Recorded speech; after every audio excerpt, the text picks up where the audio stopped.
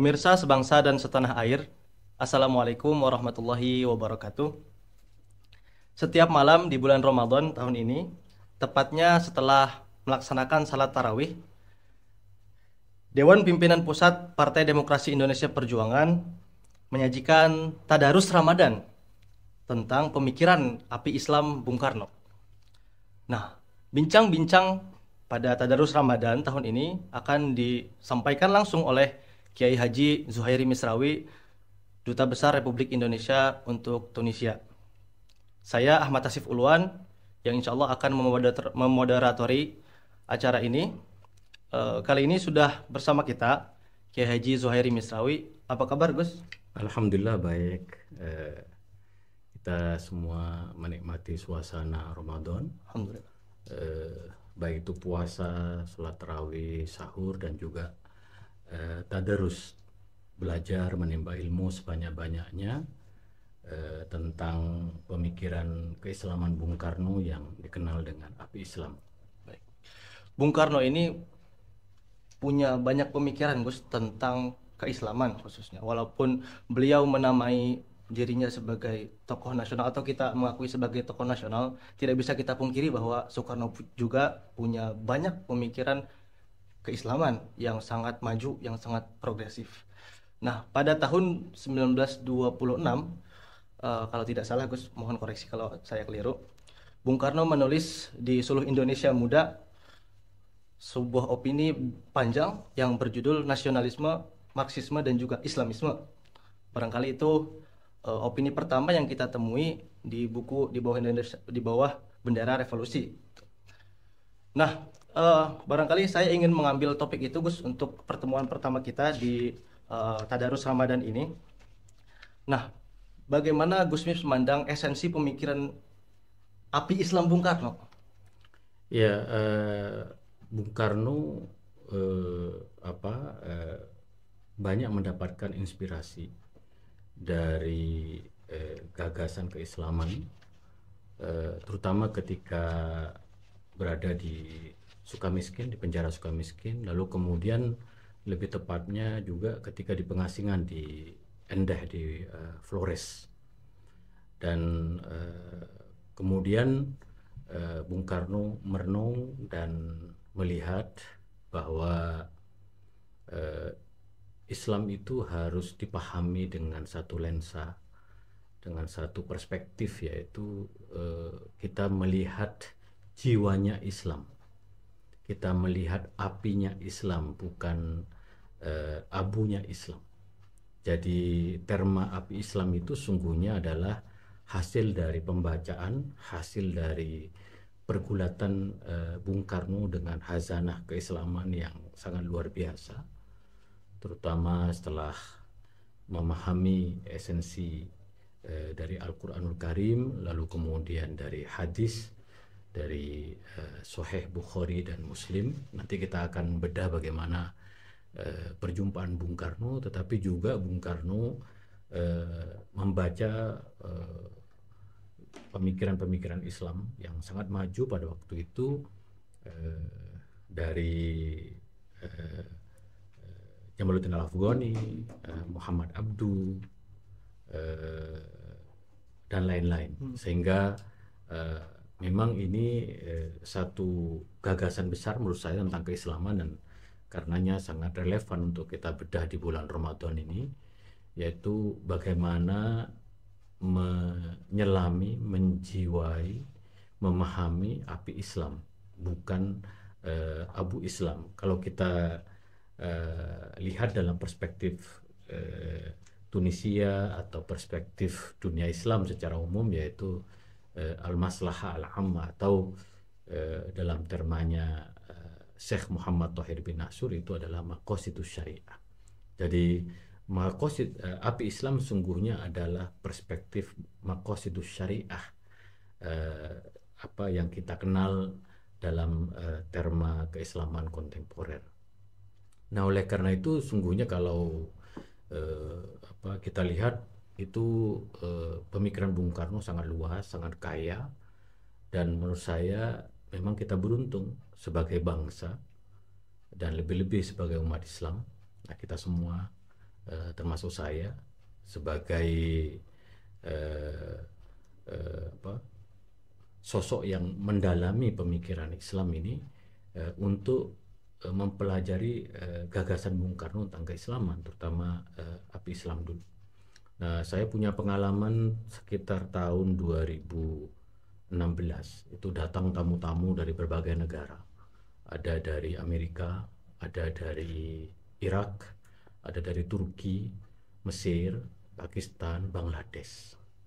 Dan mereka merasakan ada sesuatu yang unik dan istimewa dari Islam Indonesia, yang toleran, ramah, menghargai perempuan.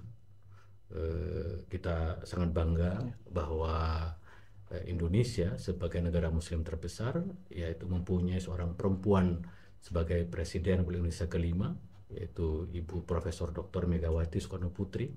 Dan sekarang kita juga bangga Ibu Puan Maharani, Ibu Dr. Puan Maharani juga sebagai Ketua Dewan Perwakilan Rakyat Republik Indonesia. Itu mendapat perhatian yang sangat luar biasa dari para ulama dari berbagai negara. Kenapa Islam Indonesia ini istimewa, menarik, unik, dan bahkan sekarang kalau saya dalam konteks diplomasi merasakan bahwa saatnya Islam Indonesia itu menjadi contoh.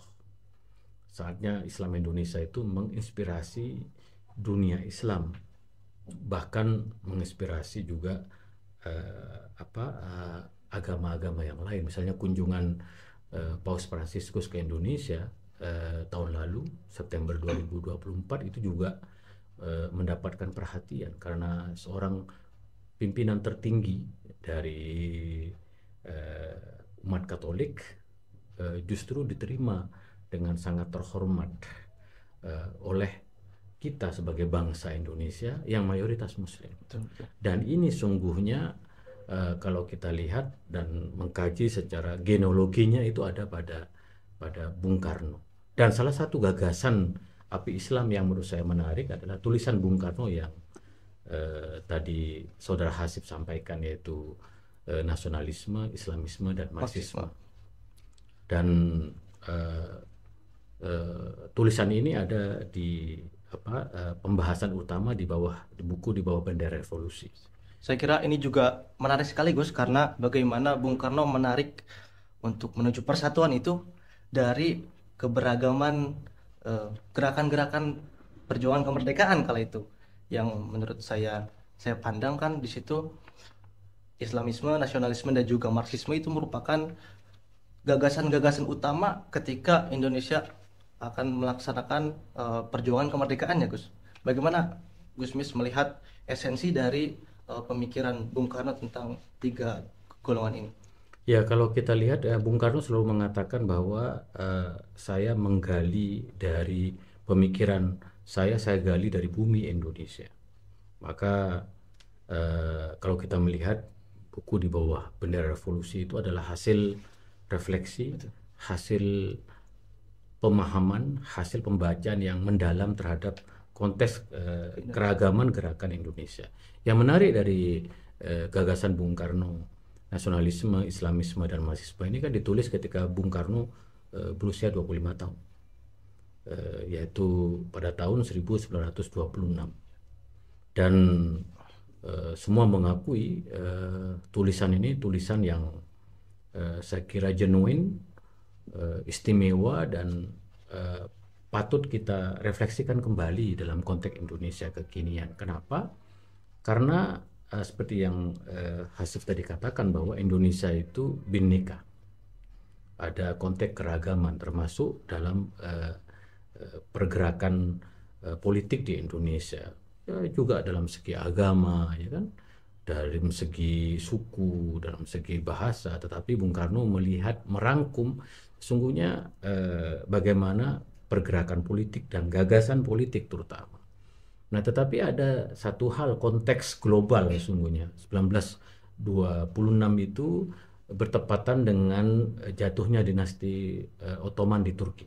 Dinasti Ottoman jatuh di Turki itu dinasti Islam, 1923, akhir 1923 atau awal 1924. Nah, tulisan ini 1926.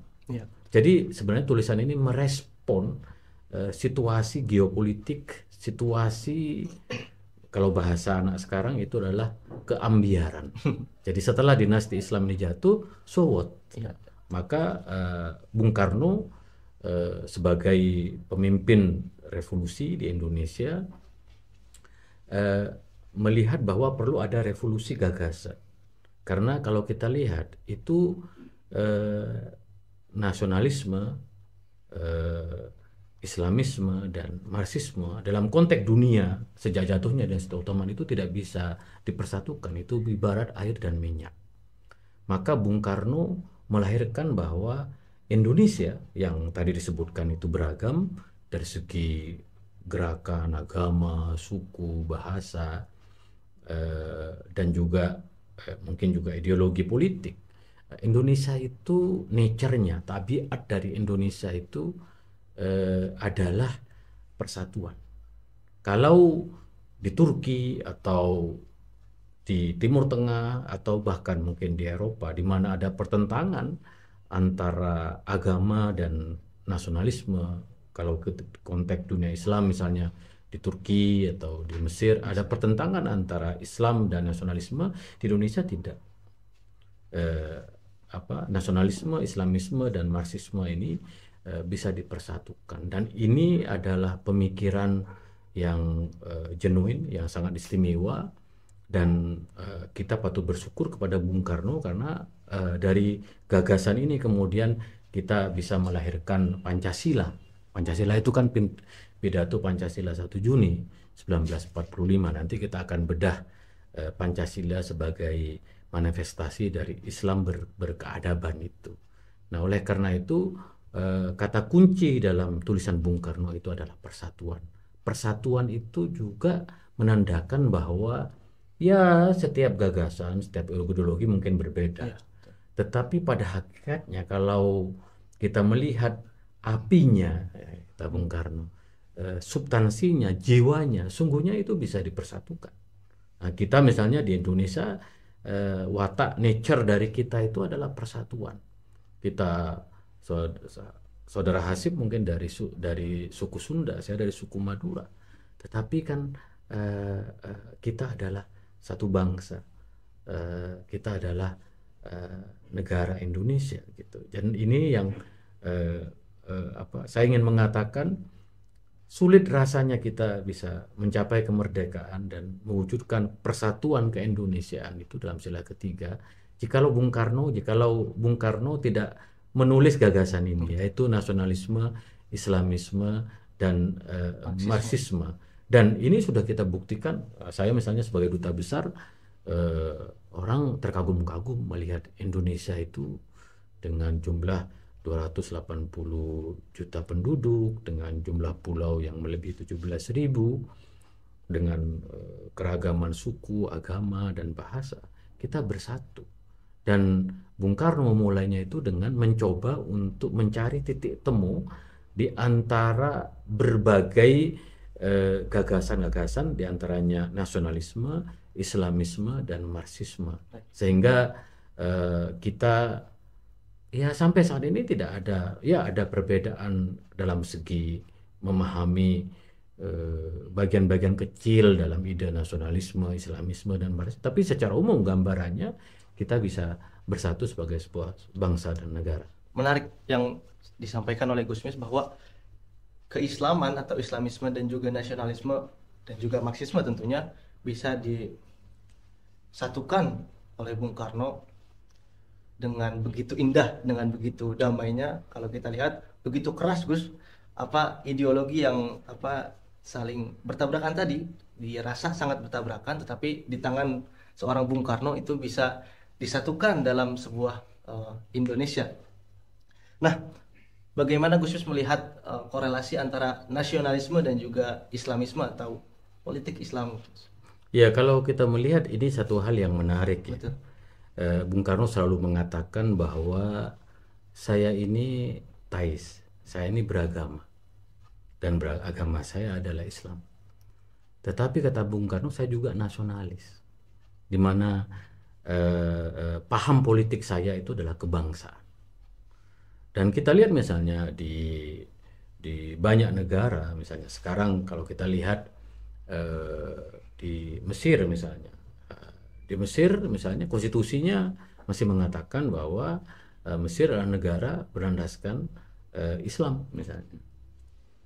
Lalu kemudian di Turki itu mengatakan bahwa negara Turki adalah menganut sekularisme. Artinya apa?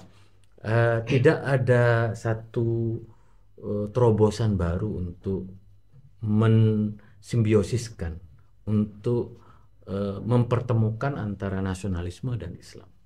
Nah, Bung Karno mengatakan bahwa nasionalisme itu ketika dinasti Utsmaniyah itu jatuh, dinasti Ottoman jatuh 1923 akhir atau awal 1924, Bung Karno mengatakan bahwa ya setelah membaca dari Ernest Renan misalnya, mengatakan bahwa kebangsaan itu adalah adanya satu kesatuan tekad, kesatuan visi, kesatuan tujuan dalam sebuah bagaimana kita sebuah bangsa. Nah, Bung Karno kemudian membaca gagasan-gagasan tentang kebangsaan ini, melihat bahwa ya kita harus realistis melihat bahwa gagasan kebangsaan itu sebagai sebuah keniscayaan, bahwa harus ada perasaan kita, perasaan bersama bahwa kita adalah satu bangsa, satu tujuan, satu mimpi, satu cita-cita gitu. Dan kemudian dikatakan oleh Bung Karno dalam konteks nasionalisme itu bahwa kita harus punya teritori, wilayah gitu. Dan kalau kita lihat kan bangga sekali kita sebagai sebuah bangsa gitu kan, Indonesia ini karena beragam agama, suku, dan punya wilayah yang sangat luas. Pantai kita itu termasuk salah satu luas pantai yang terpanjang di dunia. Kita punya hutan yang sangat luar biasa, kita punya kekayaan alam yang juga sangat luar biasa. Indonesia sangat indah sekali. Maka oleh karena itu kemudian Bung Karno melihat bahwa nasionalisme itu sebagai sebuah keniscayaan. Nah, tetapi ada konteks yang sangat menarik, itu adalah dalam konteks korelasi antara nasionalisme dan Islam. Kita sebagai umat Islam yang secara populasi jumlahnya adalah terbesar, maka perlu ada persenyawaan, perlu ada titik temu antara nasionalisme dan Islam. Dan Bung Karno melihat satu ayat ada di dalam buku Di Bawah Bendera Revolusi. Ayat ini selalu diungkapkan oleh Bung Karno baik ketika pidato di PBB maupun di Al-Azhar Mesir dan di berbagai forum dunia. Ayat ini berbunyi, ya ayuhan nas inna ja'alnakum syu'uban wa qabaila lita'arufu. Jadi sesungguhnya kami menjadikan kalian berbangsa-bangsa dan bersuku-suku untuk ta'aruf, untuk saling mengenal satu sama lain. Inna akramakum indallahi atqakum. Sesungguhnya orang yang paling mulia di antara kalian adalah yang paling bertakwa. Nah, di dalam Islam sendiri, Islam itu sungguhnya menyerukan persatuan kebangsaan, kata Bung Karno, jika merujuk kepada ayat ini, bahwa di dalam sebuah bangsa itu ada aneka ragam agama, suku, dan lain-lain. Tetapi Islam tidak membiarkan keragaman Islam itu. Justru Islam mengajak kita untuk ta'aruf, untuk saling mengenal, untuk saling bahu-membahu, untuk membangun satu persatuan kebangsaan. Maka Bung Karno mengatakan bahwa Islam tidak bertentangan dengan konsep nasionalisme. Dan ini yang menjadi khas Indonesia sekarang. Nah, titik temunya itu adalah kemudian Pancasila. Maka tulisan ini adalah pengantar menuju puncak, yaitu pidato Pancasila 1 Juni 1945. Dan apa dampaknya? Bahwa kita sampai sekarang eh, kita sebagai orang Islam itu merasa nyaman berada di Indonesia. Kita merasa sebagai sebuah bangsa itu kita bangga juga gitu bahwa ternyata eh, Islam dan nasionalisme ini, Islam dan kebangsaan itu di Indonesia itu saling memperkuat. Ya, Jadi ketika kita sebagai seorang nasionalis, itu saya misalnya seorang nasionalis, tapi saya juga seorang Muslim yang sejati.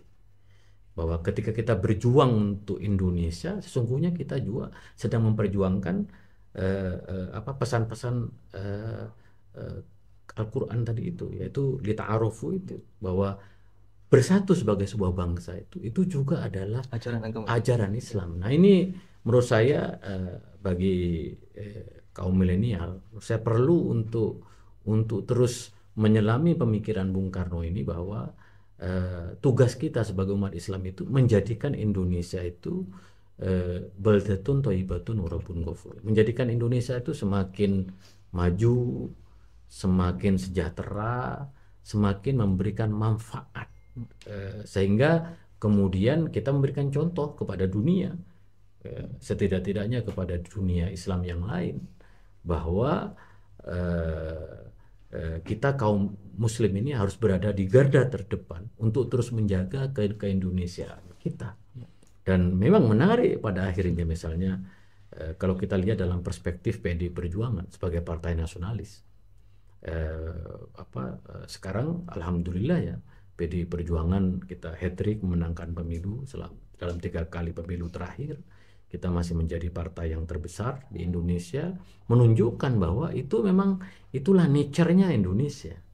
Dan pemilih PDI Perjuangan, pemilih partai nasionalis ini sebagian besar adalah umat Islam, 80%. Ya. Itu artinya pemikiran Bung Karno tentang nasionalisme dan Islamisme itu dalam konteks sosiologis itu menemukan fakta dan realitasnya dan bahkan momentumnya, dan ke depan memang seperti itu. Baik. Dan kita patut bangga dengan keberadaan PDI Perjuangan ini, karena kemudian ini adalah hadiah kaum nasionalis dan kaum muslim bagi Indonesia untuk menjadikan Indonesia sebagai negara yang kuat, negara yang kokoh gitu.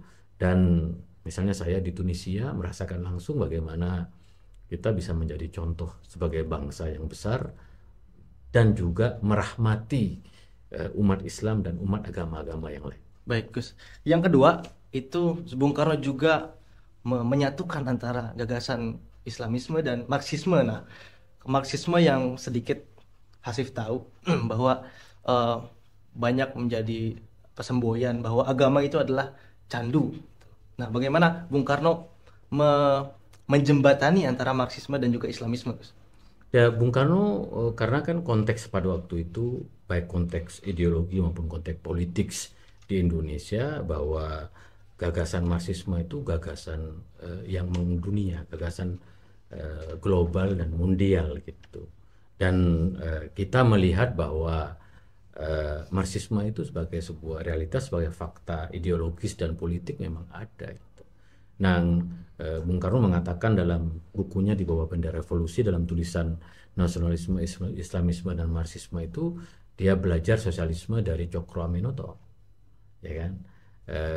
Dan dalam konteks itu Bung Karno melihat spirit, karena kata Bung Karno dalam Marxisme, dalam sosialisme itu dia lebih tepat, Bung Karno lebih tepat sungguhnya melihat konteksnya sosialisme, bahwa dalam sosialisme itu, dalam Marxisme sebenarnya dalam konteks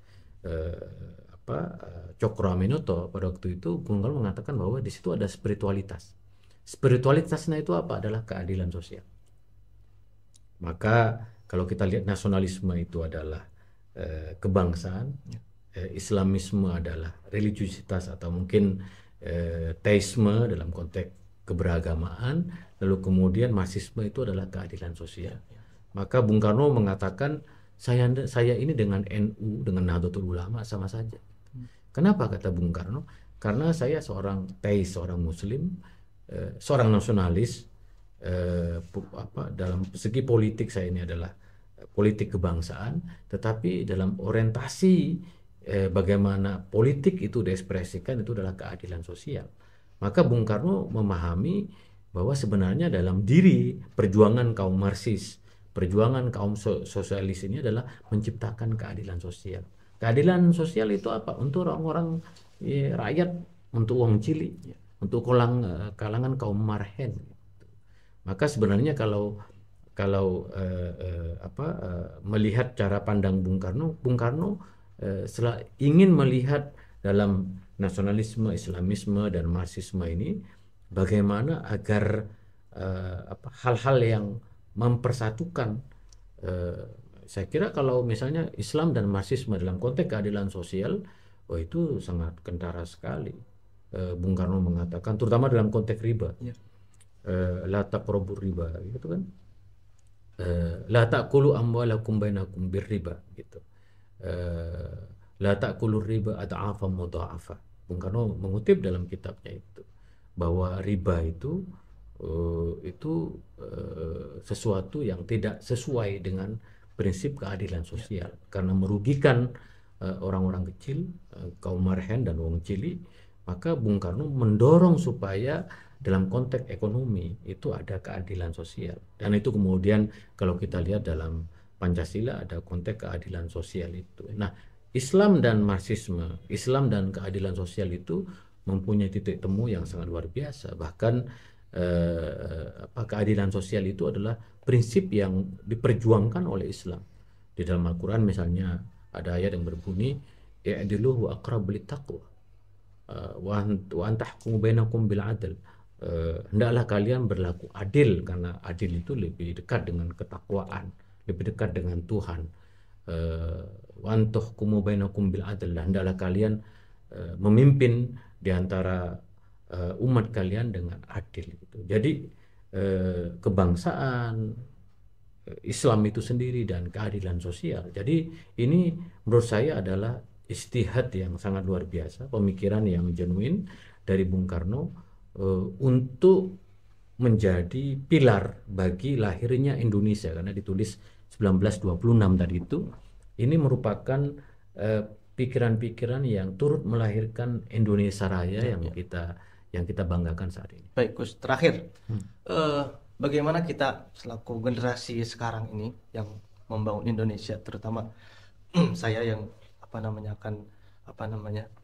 generasi-generasi baru, Gus, untuk mengkontekstualisasikan pemikiran Bung Karno ini, khususnya nasionalisme, Islamisme dan juga Marxisme. Ya, sebenarnya saya beruntung mengenal pemikiran Bung Karno dan juga mengenal pemikiran-pemikiran dari berbagai negara-negara. Misalnya di Timur Tengah ini, misalnya antara Islam dan nasionalisme itu masih menjadi perdebatan yang tidak berujung. Islam dan Marxisme, Islam dan nasionalisme juga begitu. Mungkin di Tunisia lumayan Islam dan Marxisme, tapi kelompok-kelompok kiri di sini misalnya itu tidak bisa bertemu dengan kelompok-kelompok Islam. Hasan Hanafi mencoba menulis di Mesir gagasan Islam kiri misalnya, mencoba mempertemukan antara Islam dan Marxisme, tetapi juga mendapatkan penentangan yang sangat luar biasa. Nah, Bung Karno di Indonesia itu relatif bisa diterima gagasan ini, dan Bung Karno latar belakangnya Muhammadiyah, tetapi juga bisa diterima oleh kalangan Nahdlatul Ulama. Nah, oleh karena itu menurut saya generasi muda sekarang itu menurut saya memang harus membaca kembali pikiran-pikiran Bung Karno, dan lebih dari itu menurut saya adalah bagaimana gagasan-gagasan Bung Karno itu bisa menjadi perbincangan di kalangan generasi milenial, terutama generasi Gen Z ya, bahwa kita semua yang Muslim ini terutama harus memberikan pengabdian terbaiknya kepada bangsa dan negara. Kita harus membangun Indonesia. Sebaliknya juga kelompok-kelompok nasionalis juga harus bergandengan tangan dengan kelompok Muslim, saling bahu membahu. Begitu juga dengan kelompok-kelompok nasionalis. Jadi kebersamaan ini. Nah, intinya adalah kebersamaan, kolaborasi, gotong royong di antara berbagai elemen bangsa, dan percayalah bahwa kebersamaan, persatuan, kolaborasi ini menjadi kunci Indonesia untuk terus berproses menjadi bangsa yang besar, bangsa yang menginspirasi dunia. Dan kaum muda sekarang menurut saya harus membaca pikiran-pikiran Bung Karno lagi, dan oleh karena itu kita ada Tadarus Ramadan ini, terutama para santri-santri kami berharap selama bulan Ramadan ini, dan saya di Tunisia ini insya Allah tahun ini akan menerbitkan buku Api Islam Bung Karno dalam bahasa Arab. Jadi judulnya Ruhul Islam, Api Islam, itu yang insya Allah akan tahun ini akan tersebar di seluruh Timur Tengah. Jadi ini adalah diplomasi Bung Karno yang sedang saya lakukan dalam 3 tahun terakhir. Saya kira itu. Baik, terima kasih banyak Gus atas waktunya, telah menyempatkan waktu untuk bisa hadir bincang-bincang di Tadarus Ramadan pada episode kali ini. Saudara-saudara setanah air dan sebangsa, kita menyaksikan bagaimana Bung Karno memiliki pemikiran yang sangat monumental dalam memahami api Islam. Ini episode pertama, rekan-rekan. Nantikan episode-episode selanjutnya di Tadarus Ramadan. Terima kasih. Wassalamualaikum warahmatullahi wabarakatuh. Salam Pancasila, merdeka. Merdeka. Maybe I like this role.